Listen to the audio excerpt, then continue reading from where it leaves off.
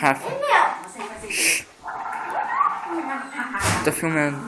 Faz perna, imita o Perry.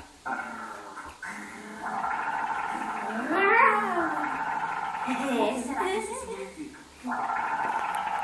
Perry, já sei o que vou fazer hoje. Vamos construir um tradutor do Perry.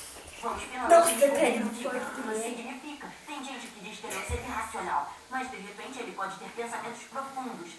Igualzinho a um certo animal calado que eu conheço. Stacy, já tem 4 dias. Não estou esperando. Tô cansada, já parei. Um sapatinho de cristal. Nossa, o telefonema. Seria bom. Espera, tem outra ligação. Ele, me liga depois, tchau. Oi, Candace, é o Jerry. Bom dia, Alfredo. Quer dizer, e aí? E eu comprei um videogame muito legal. Lesões e Destruição 3. Eu achei que você iria vir aqui experimentar. Sei. Eu, você e a pequena Suzy jogando videogame, né? Suzy? Não, ela foi à casa de uma amiga. Um momento, Candace. Estão batendo na porta.